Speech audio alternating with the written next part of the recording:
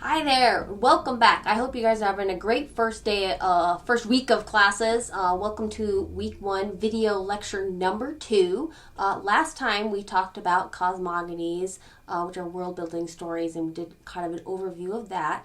And today, as I said last time, we're going to look at a couple of cosmogonies. We're going to look at Genesis in the Bible, and we're going to look at Popul Vuh, which means council books.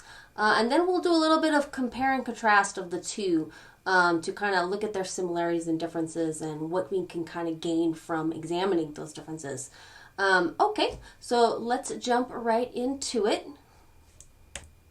The Hebrew Bible was written around, or compiled rather, it has many different authors, no single author. And it dates the beginning of it, the writing of it, the compiling of it, redacting of it as they call it, stitching together of many different versions, begins around 1000 to 300 BCE, before Common Era. It is clearly one of the world's most influential texts. It's a major influence on many different religions, including Christianity and Islam. It's really interesting because those two religions are often pitted against one another, and yet they draw from a common well source. So I think that's kind of an interesting thing to think about when we think about those two groups. The Bible is a richly varied text. It's poetry, it's prose, it's lists and records and births and begat. Has exciting stories, complex characters. Doing close reading of it is not incompatible with someone of faith. It can actually, those of faith or those of not, it just gives us a more nuanced understanding of the text, and really the focus is on what it means to be human. Central questions addressed in Genesis are: how does human suffering and prosperity come about? We see that in Genesis. We'll see it again when we read the story of Job. What role does God play in shaping human lives? And what kind of, what do we think of God, and what kind of God, how do we think God is? Something we'll think about in a second here. It's about understanding morality and personal behavior and how we make those choices. And how our religion is constructed reveals a lot about our priorities and values as people. This is a map created, an ancient map of the time period of the locations where many of the stories in the Bible take place. We've got the Babylonian kingdom over here. We've got Egypt down here, the desert for the wandering, just to give you kind of a sense of place. Themes in Genesis: lots of wandering. There's lots of exile that we see taking place. Of course, creation is the big theme here. Genesis is the Greek word for origin or birth. We have younger brother versus older. We got Cain and Abel, Joseph and Esau. God is always fulfilling his covenants or promises in unexpected ways. And we have an attempt at consolidating the Jewish identity. The stitching together of the Bible is taking place during a time period when the people of Judah are in exile themselves. And so Genesis in particular we can see as an effort to kind of consolidate their sense of identity by bringing this text together and using that as a way to kind of find themselves. We see a search for homeland, promised land, the hope to get into the land of the milk and honey, which is very similar to other epic texts like the Odyssey, is this search for a place of belonging, a place of home. The character God is definitely a highlight of Genesis. It's a very interesting character. He's just if you just think of him as a character, just like from a story, he's just as interesting as when we think about it as a divine being. Which reminds me, I think about this question, what do we expect God to be like? Because what do we know about divine? The idea of the divine is something that is eternal. When you think about something that's eternal, you think of something that never ends, that's everlasting, and something that's everlasting, you would have the ideas of sort of a idea of permanence and perhaps unchangingness, and because it's something that goes on forever, it needs to sort of be enduring and lasting. These ideas that we think about when we think about eternity don't necessarily apply to the character of God. He is kind of in every way represents, exhibits the characteristics of a finite being, just like us. He's very human. He is very changeful. He is, in any ways, as much in our image as he might, the Bible might claim that we're made in his image, but he's very much in our image when you think about it. He enjoys evening garden strolls with Adam and Eve. He is willing to scheme and make deals. He has friends, he has favorites, and the reasons for these favorites is not always entirely clear. They're kind of buried very deep, and we have to kind of look for them. He's an emotional being. He has pleasure and happiness, hope, lots of anger, and even regret. The flood that he sends, he regrets making human beings, and then he destroys everything he made. Almost. Not quite all of it, but a lot of it. So creation, the big moment of creation in the world, he makes Eden and he puts human beings there. We have this really, really resonant language in Genesis. I'm actually going to read some to you guys, just to get a flavor. Because we talked about in the last video how, we have a tradition of oral literature, and so before this was ever written down, it was an oral text that was spoken aloud, and so you have those oral characteristics that you can find in the language used. For example, when God began to create heaven and the earth then was welter and waste, and darkness over the deep, and God's breath hovering over the waters, God said, "Let there be light." And there was light. And God saw the light, that it was good, and God divided the light from the darkness. And God called the light day, and the darkness he called night. And it was evening, and it was morning, first day. So that those passages in there, we have evening and morning of the first day, and then later on we'll have evening and morning of the second day, and we'll have evening and morning of the third day. These repetitions are to help with recall and reinforce memory. So when you have this sort of repetition like that, it helps us remember the story and what came first, second, and third. So those are the oral characteristics that we have here in this story, if that makes sense. We have a moment of mapping that takes place here as well. If you go to page 152, is that 152 or is that? No, 153, I'm sorry. And God planted a garden in Eden to the east, and he placed there the human he had fashioned. The tree of life was in the midst of the garden, the tree of knowledge, good and evil. Now a river runs out of Eden to water the garden, and from there spills off into 4 streams. The name of the first is Pishon, the one that winds through the whole land of Havilah, where there is gold. And the gold in that land is goodly. Bethlehem is there, and lapis lazuli. And the name of the second river is Gihon, and the one that winds through all the land of Cush. So you have these places being mentioned. So there is very much a sense that this is a real place, and this story is taking its time to map out and position Eden like it's a real place. It's like a cartography that's taking place in the text right here. We know also that the Bible is made, especially, Genesis, it has multiple different authors, and we have examples that demonstrate how this is different versions of the story being stitched together. A really great example of that would be the first creation of humans that takes place. And on page 153, it reads here, "And God created the human in his image. In the image of God, he created him, male and female, he created them.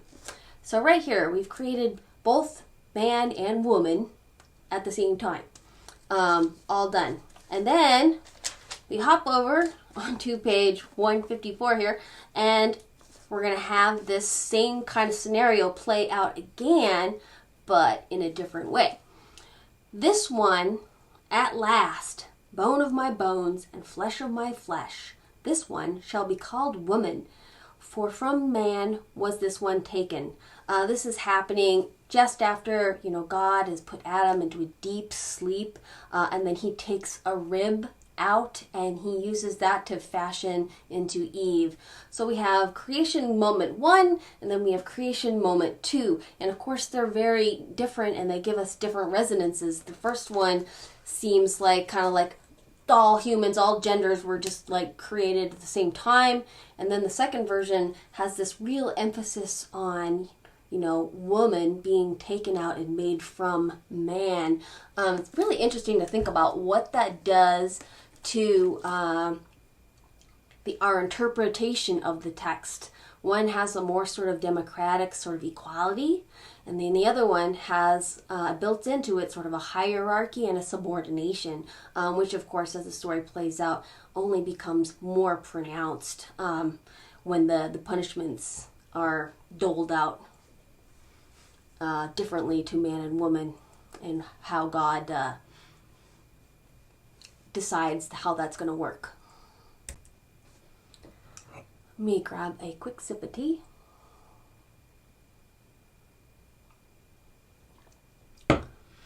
Okay, so then we get to basically the story highlight here, right? This one, whether you've read it or not, you probably know this one. It's pretty hard to live on planet Earth and not already know about this part of the story. So there's no spoiler alerts.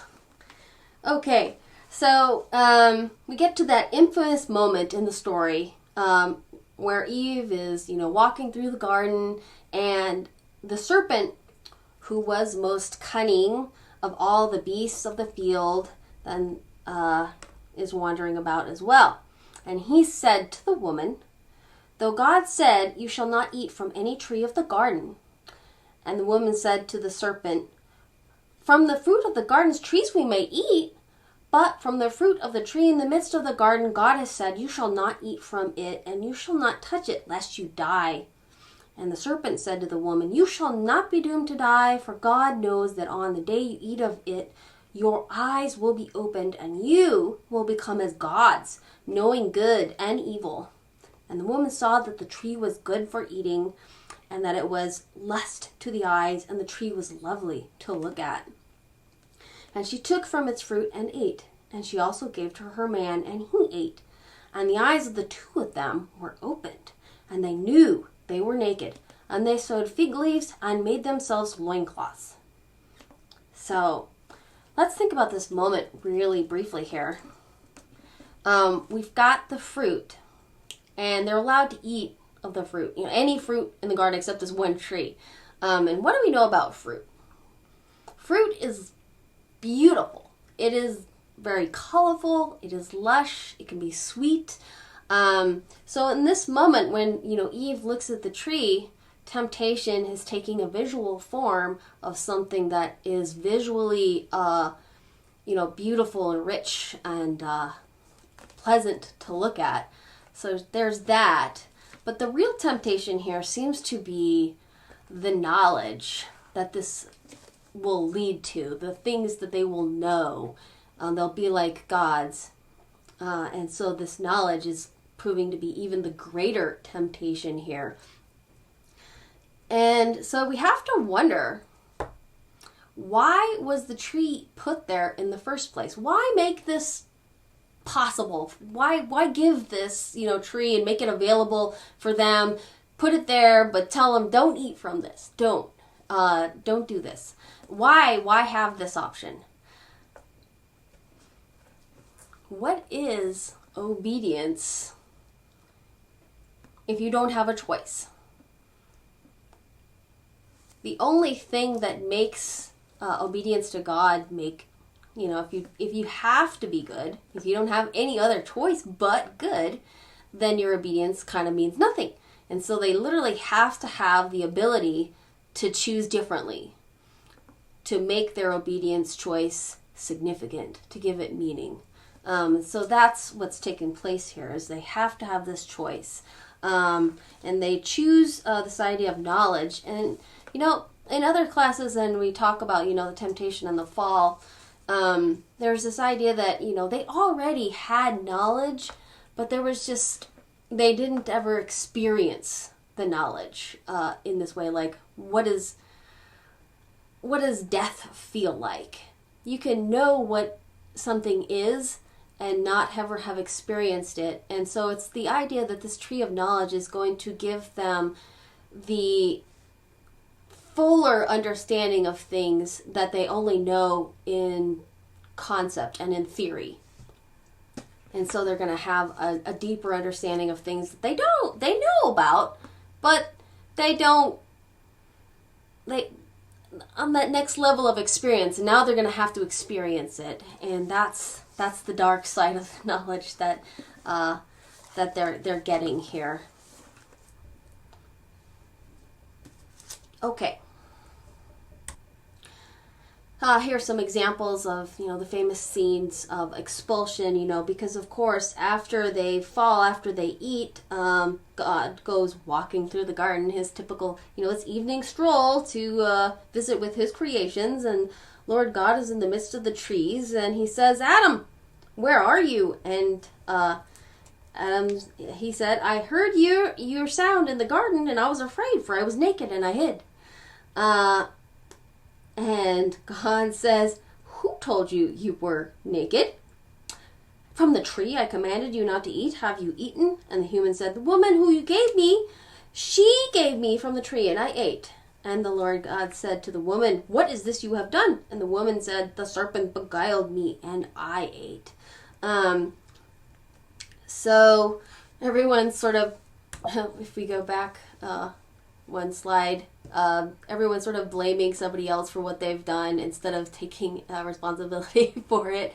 So it's a human accountability thing here. Blaming, passing the buck. And so they are punished. God punishes the snake, and he punishes the woman by increasing her birth pangs. And I don't know if this part is worse than the birth pangs. But the second part of the punishment is, and your man shall be your longing, and he shall rule over you. So we have this establishment of sort of patriarchal male dominance that's taking place in this text. And then man's punishment is to, farm, and it won't be easy, and the earth just won't produce, for him of its own accord. Now he's going to have to work for it and fight the brambles and the thorns. Okay. So Genesis, the story of Cain and Abel, and this is, I guess, one of the main things between the two. This is the second important story to look at here. It's the story of two brothers you may have heard of already. And the older brother, Cain, he's a farmer, and the younger brother, Abel, is a shepherd. And so it comes to time to make their first offering to God. This is after the fall. And so Abel is going to offer, his lamb, one of his lambs, and Cain is going to offer some of his crops, the best ones. What is the difference between these two offerings?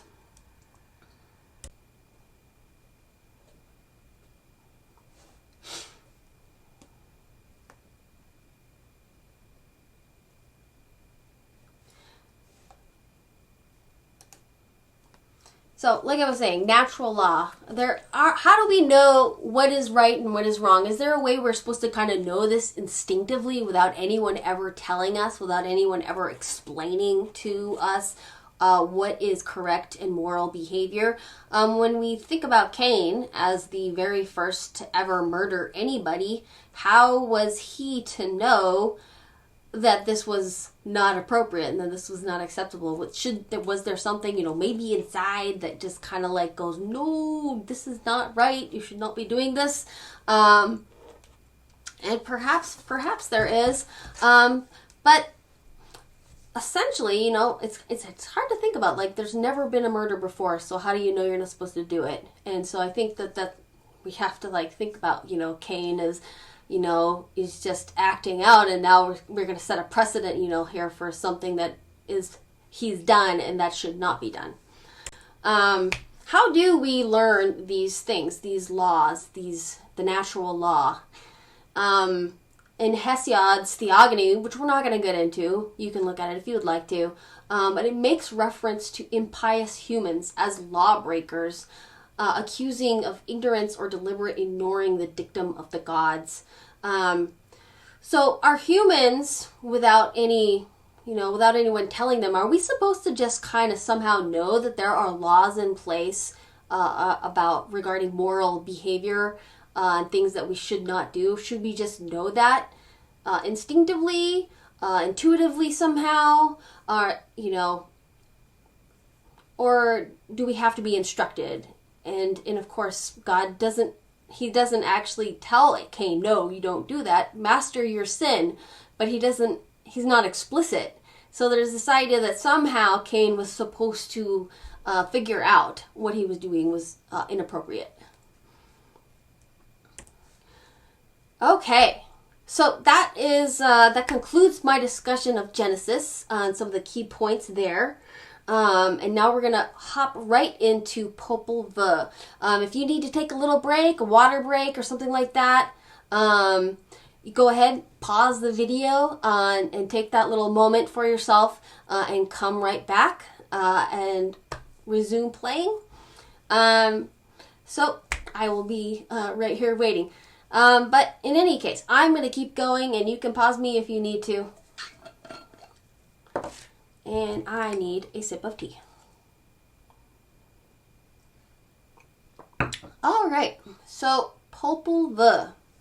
We got a lot to get through here. I'm going to talk about, you know, basic information about Popul Vuh and what it's all about, and its origin, and where it came from and stuff. And then we're going to do a little bit of close reading, and then jump into some comparison of the Genesis and Popul Vuh. Popul Vuh means council book. It is a compilation of Mayan creation and origin stories. It was first transcribed in 1554, like I said, which is why it's in our volume C and not our volume A. It is based off of the council books of the Quiche people. And these were written or created. They were illustrated glyphs, a book of illustrated, well, not books per se. They were like screen folds compiling glyph images that they created. Most of them, if not all of them, are lost. We only know about the imagery from some of the art that was recovered in archaeological digs. And so basically this is an intellectual cultural mix. The stories of Popul Vuh are written in the Quiche language, but using the Roman alphabet. So they didn't originally write them in the Roman alphabet. They had something else. They were more like pictographs. But those original source of the screen folds with elaborate glyphs have been lost, but we know about them because of transcribers who did have them and talked about them. So these books were produced during the Mayan civilization, which mysteriously collapsed around 900 CE. The civilization, the areas of the culture were abandoned before the Europeans got there. So it's kind of a mystery as to what exactly happened to them. We don't really know where they went. So a little more about Popul Vuh. It's a very playful text filled with anecdotes and adventures. The main heroes are the boy trickster brothers that we'll look at in a minute, and they're preparing the world for people to be in it. They are stories of the underworld to help the Mayan people journey in the realm of death. We have stories about the origins of humans and destruction, the discovery of corn, the birth of the sun, and quintessential Mayan themes in the story match the artwork that has been discovered. I've got, as an example here, one of their vases with their artwork. The Popul Vuh shares traits with the Bible, the Odyssey, the Mahabharata, Dante's Inferno, and Hesiod. The transcription for the Popul Vuh occurred after the fall of Guatemala to Spain. It's heavily influenced by the Bible, but the influence of Genesis in the Bible has been thoroughly assimilated into the Mayan pantheon and Native American concept of primordial waters. So they've taken it and they've digested it and they've made it truly their own. So it's not just derivative. There's like many religious texts, there's a fascination with numbers, with tripling and doubling forms, quadrupling forms, with the number 7. And repetitions. When you think about, the tripling of something and each one being the same thing, that really makes me think about the 3-in-1 concept in the Bible, the Trinity of the Holy Father, the Son, and the Spirit. So you have those 3, and yet they're all kind of the same, part of the same one thing. So that's kind of a way to think about what's happening in Popul Vuh as well, where there's many and they're all this of one being. Basically, there was 3 creations of the world. There's a series of creations going on, and right now, the Popul Vuh argues that we are in the 4th attempt at world creation, which is the world right now. This is kind of the location in the world where these stories originate. So we've got, the Quiche people are from Guatemala. And so you can kind of see, where the world this is happening. Here are some of the sites in Guatemala. Actually, I had a chance myself to visit the Tikal Temple, and then in Copan. And you have these are locations where the council books, the Popul Vuhs, were being created back in 900 CE. Just more images. Palenque temple site. So similar to what we're going to have in the story in Genesis, at the end of the story, there's this whole idea that eventually there will be a sacrifice that will take place to save the world, which is discussed. I think I'm thinking of Milton's Paradise Lost, where they talk about how Eve is going to give birth to, many children, so on and so forth, until one day one of the children are actually going to be the sacrifice and save the entire world. So just as the sacrifice of Abel is the one that's regarded, this sort of anticipates a later sacrifice, the sacrifice of Jesus Christ, that's going to be like the important sacrifice, and the whole establishing of the concept of the importance of sacrifice. It's something that could be, make up for all the sins that are, to pay for them. And so just as the concept of sacrifice is very important in Genesis and in the Bible, human sacrifice is very important in the Maya culture as well. So it has a similar concept at work here. It's an offering to the gods, just as Cain and Abel were making an offering. These people also were making offerings to the gods as well. Removing it seems rather graphic, but yeah, removing the heart was like the sacrifice method that they tended to use most. Okay, here's my little chart with a breakdown of the cosmic order of Popul Vuh, and the cosmic deities that are in it. We've got the main deity, which is Heart of Sky, who goes under the many names of Thunderbolt and Hurricane Newborn, Thunderbolt, Sudden Thunderbolt. Then his immediate, right-hand man is the Plumed Serpent. And then from the Plumed Serpent, we basically derive our created 1 Huanapu and 7 Huanapu. Like I said, they are one being in 7 form. 7-fold. And the same thing with 1 death and 7 death. And then we have Wanapu and Zablanque, which are the sons of Wanapu and seven Wanapu. Don't get too bogged down in knowing this exact order. I just wanted to give you kind of an overview of the figures and who belongs to who and how they came about. So the Wanapu and Zablanque are the offspring of the maiden, and one Wanapu and seven Wanapu. I couldn't help myself. The way they behave and how they're always helping each other, they just feel like kind of an ancient Mayan wonder twins.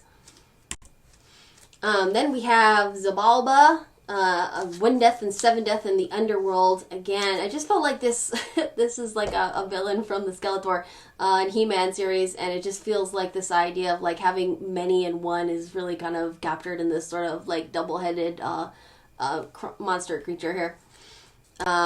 This is a depiction of the games, one of the games that they talk about, games with balls in the story among other games. There's many games discussed, but this is one of the games, and they talk about when Wanapu and Zablanque go to the underworld. There are games that they engage in, and this is one of them. All right, let me grab my other book. We can talk about the Popul Vuh creation story. Just wanted to kind of highlight a little bit some of the text, which, by the way, I have posted a movie book trailer of Popul Vuh that I created that kind of does a nice way of visualizing like this story. So I hope you guys can check that out and enjoy that. And it was inspired by the language of the text. And there are moments in the text where we kind of jump in on the page and we have these sort of narrower, I don't think you guys can see that really, where you have these narrower sections as opposed to the kind of longer lines. And really that's not because they're supposed to be chanted or something like that. It's just to highlight the sort of formal moments and sort of alliteration within the text. So let me just give you just a taste here. They're talking about, creating the world. And here we shall take up the demonstration, revelation, and account of how things were put in shadow and brought to light by, and they're going to describe basically the deities of the Popul Vuh here.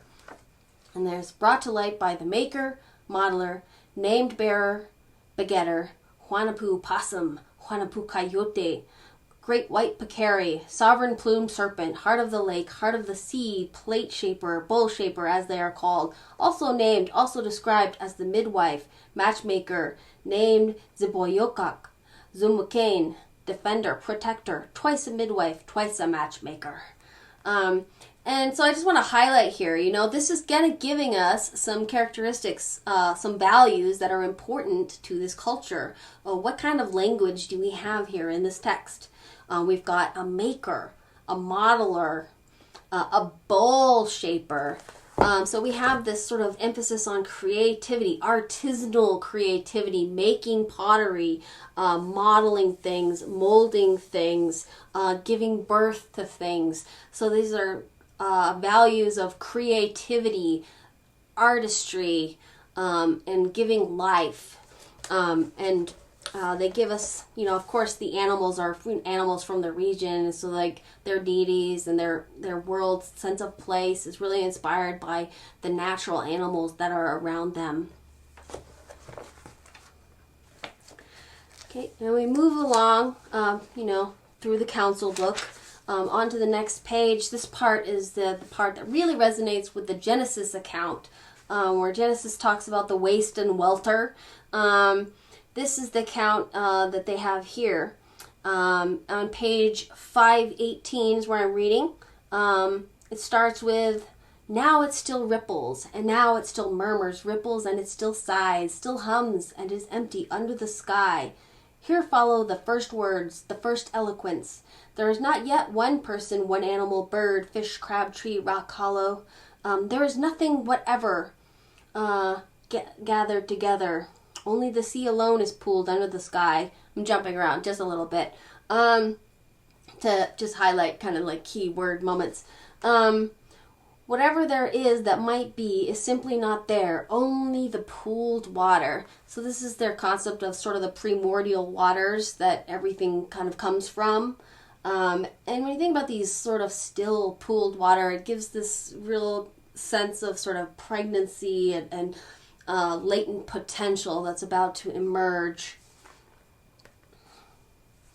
And it's just a really vivid. They talk again here. We have only the maker and the modeler comes back from the previous page. We have the sovereign plumed serpent, bears, begetters are in the water, glittering light.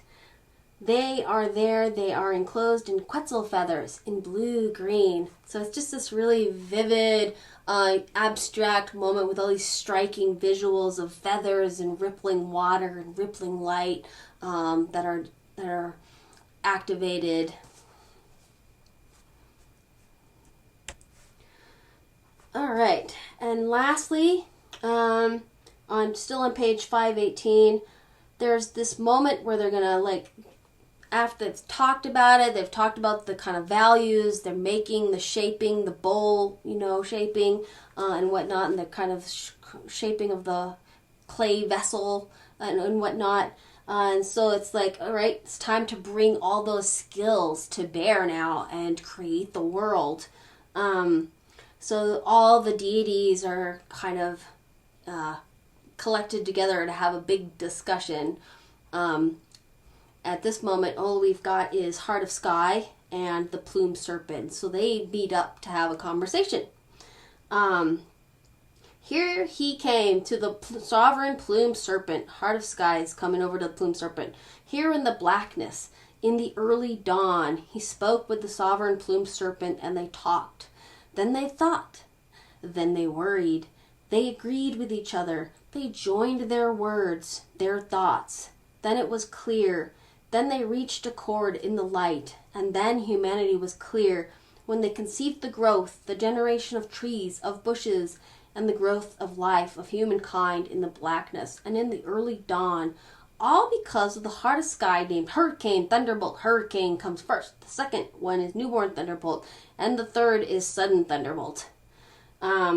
So Heart of Sky has, I guess, various types of thunderbolts that make him up. So, when you think about it, the sky is filled with different weathers. So we have one sky, many weathers. So that kind of compilation of weathers in the one Heart of Sky deity. And so I just highlighted a few words on the screen here that are in this conversation. They talked, they thought, they worried, and then they come to an agreement. I think this is a really interesting moment to kind of contrast with the moment in the Bible, which I just want to jump back over to that since I've got it open. To kind of compare and contrast, because in the Genesis story with God, he says, "Let there be light. Let there be a vault in the midst of, in the midst of the waters. Let it divide water from water." Here's he. And so God called the vault of the heavens, "Let the waters under the heavens be gathered in one place, so the dry land will appear." And so it was. And then he's like, "Let the earth grow grass, plants yielding seed of each kind, and trees bearing fruit of each kind." So God, in the story, he's making all of the decisions, and on his own. There's no, feedback. There isn't like a conversation going on with, other gods. He's just deciding what he wants to do and doing it. As opposed to, our creation scene that we've got here with Popul Vuh and Heart of Sky and the plumed serpent, they're having a discussion. What kind of discussion? How would we describe this discussion? It's a collaboration. So if there's a back and a forth, an agreement, disagreement. They're deciding, what's going to work best. What do we want to do? What do we like? And they come to a sense of agreement, and they're like, okay, this is the plan. This is what we're going to do. And I'm not to say that either one of these is wrong or right, but they do emphasize different characteristics as to what is valuable. In the biblical text, we are valuing sort of the individual making decisions on their own, this sense of independence of the mind at work. It's sort of like a single author, right? We're valuing single authorship of a creative project. And in the Popul Vuh, we've got a group project, a collaboration, a cooperation. So this just says a lot about what these different cultures value in their societies, whether that's group teamwork or whether that's the independent genius individual artist working on something. And so this is expressing what is important to them and what they prioritize. So it's kind of interesting to think about, like, how the Mayan culture is having this sort of emphasis on collaboration as opposed to sort of the independent creative act happening in the Bible. Okay, let us move on. And I need more tea. This is lots of talking. Okay, I wanted to talk a little bit about the calabash tree. If you could turn to page 522.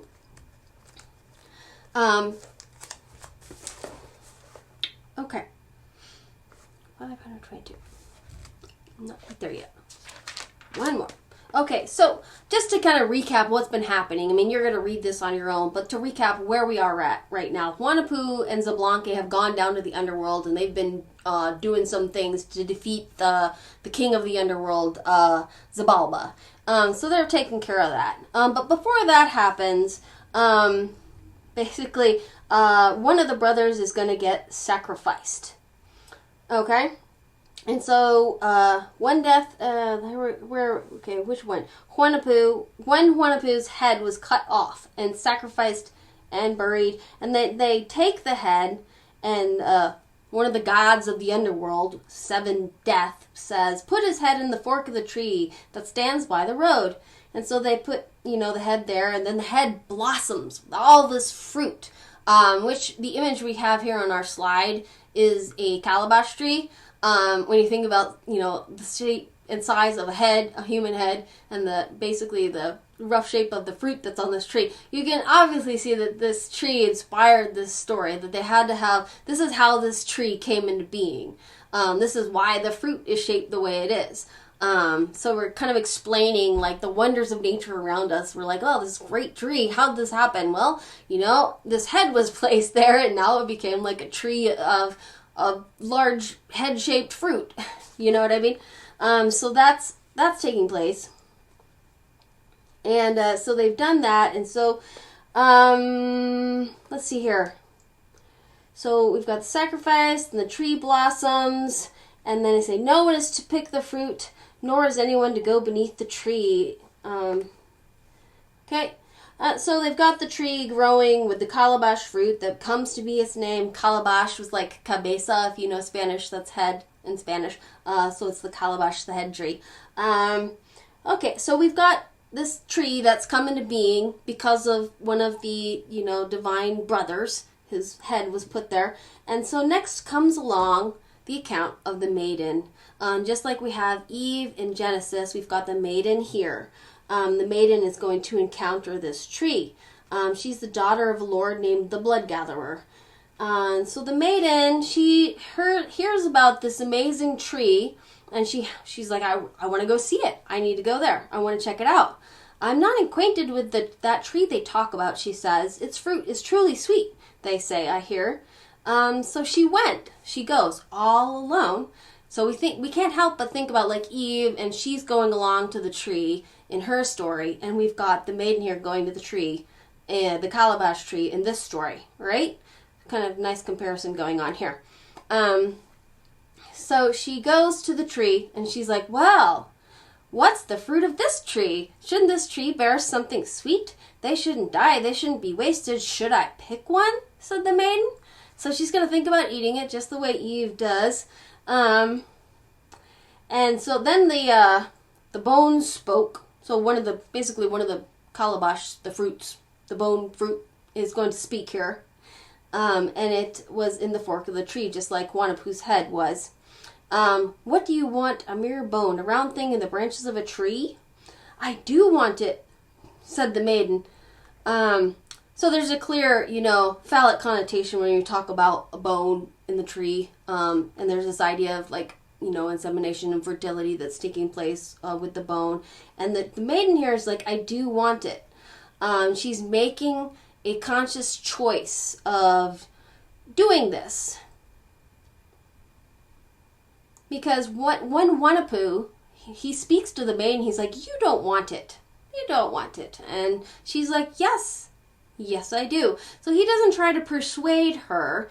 She kind of makes up her own mind. And so we can kind of, when we think about these two stories, how Eve is beguiled by the snake, and in this case, how the maiden sort of ends up making her own decision. And so we can see kind of different female agency taking place. Like in one story we've got, she makes her own decisions, and the other story she kind of is tempted into it and doesn't really choose it willingly or freely, if that makes sense.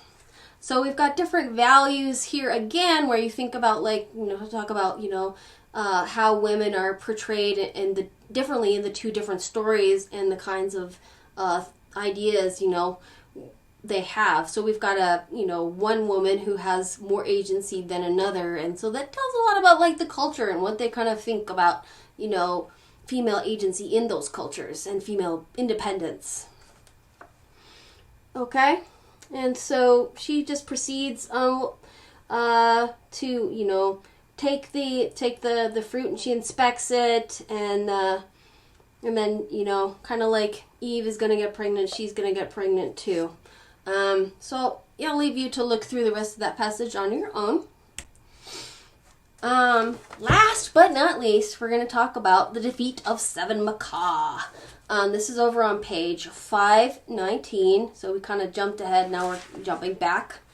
And the Wonder Twins, Wanapu and Zablanque, are going to take on basically a parrot, a very large, lordly parrot. And so they are, they see the Seven Macaw in the great tree, and he's eating fruit, and Wanapu decides to shoot him. When Seven Macaw arrived, perching over his meal, it was then that he was shot by Wanapu. The blowgun shot went right to his jaw, breaking his mouth. Then he went up over the tree and fell flat on the ground. Suddenly Wanapu appeared running. So he runs past Seven Macaw, and Seven Macaw basically tears his arm off and keeps it. Because they're, divine brothers. This doesn't kill them. They're just like, oh, my arm. I need to get that back sometime. So that arm is off. So we move, continuing on through the story. And the story is, of course, just like the calabash tree, you can see that this is another explanation of how something came to be or to look how it is. So just like with the calabash tree and the size and shape of the fruit, this story is going to explain why the parrot, why the macaw has that sort of white patch area around his eye and how that happened. So it's another creation origin story taking place. So we move along, and so Zablanque and Wanapu, they're dealing with the arm situation, and we're on page 520 right now. And so they talk to the grandfather and the grandmother. Then they invoke the grandfather, a truly white-haired grandfather, and a grandmother, a truly humble grandmother, bent over elderly people. Great White Pacare is the name of the grandfather, and Great White Coati is the name of the grandmother. And you can kind of think about like what characteristics these animals have and give to the grandmother and grandfather. I mean, the Pacare is like kind of a boar, so he's sort of stocky and strong. The Coati is kind of like a monkey, so it's sort of lithe and agile. And so you can think about kind of like how these animals' characteristics are used to give these characters the same characteristics by associating them with them. if that makes sense. Okay, so Wanapua and Zablanque enlist the aid, basically, of the grandmother and the grandfather. Please travel with us when we go to get our arm from Seven Macaw, and we'll follow right behind you. And so the grandmother and the grandfather, they're cagey, they're wily, they're smart. And so they talk to Seven Macaw, and he's like, "Where are you heading?" "Oh, we're just making our living, your lordship," they replied. "What, are you working for a living? Aren't those your children?" No, they're not. They're our grandchildren, our descendants. But it's nevertheless we who take pity on them. And so Seven Macaw gets to the point here after they have a little bit of small talk, and he says, "Well, my jaw really, really hurts, you know. Ever since I got shot by those tricksters, my jaw is really loose and it's hurting. So can you help me out? I implore you, please, take pity on me.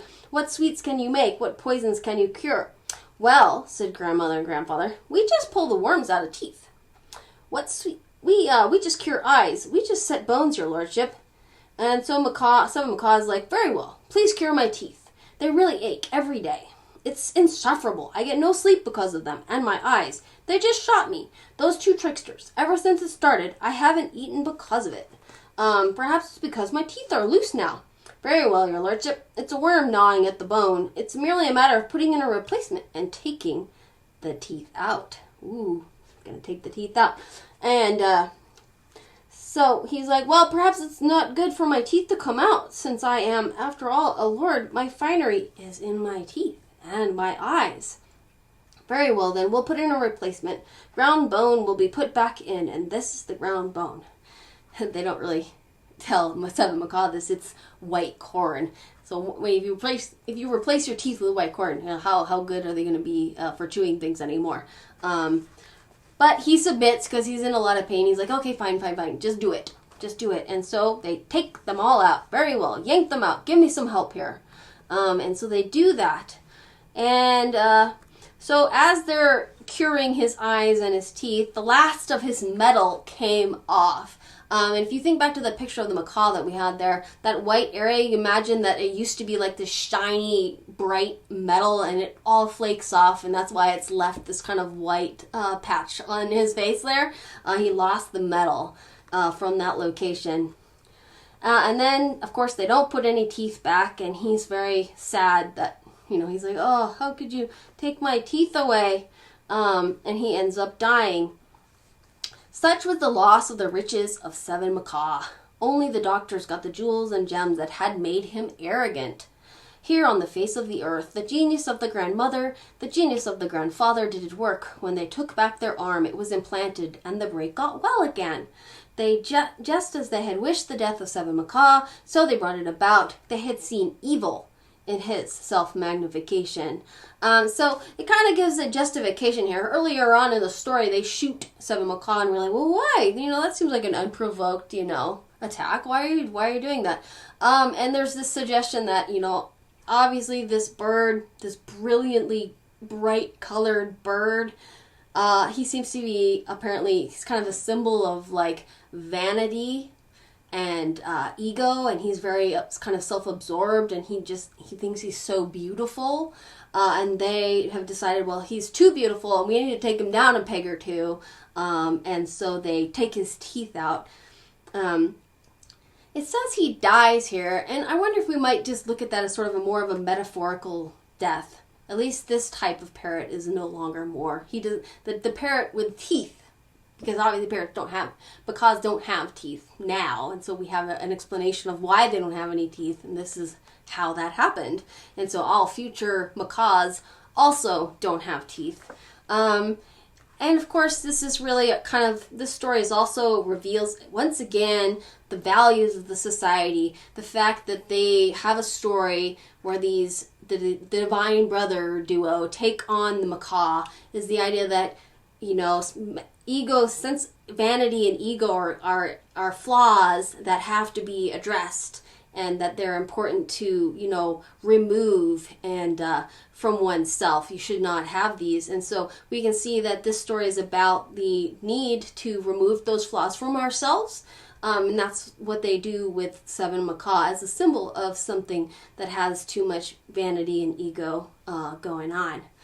Also, I just wanted to point out they travel with the grandmother and grandfather. They enlist the aid of their elders, which is sort of showing respect for, the older generation, the elder society. Like, we need your help. You're wise and smart, and we need you to help us. So that shows respect for the elders in that aspect of the story. And last but not least, to get our arm. It's very interesting here.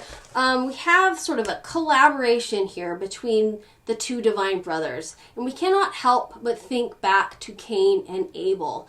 And Cain and Abel, you have the younger and older brother who are in rivalry with one another. They are having disagreements, and they're kind of, they're not buddies. You could say there's some animosity and some hostility there.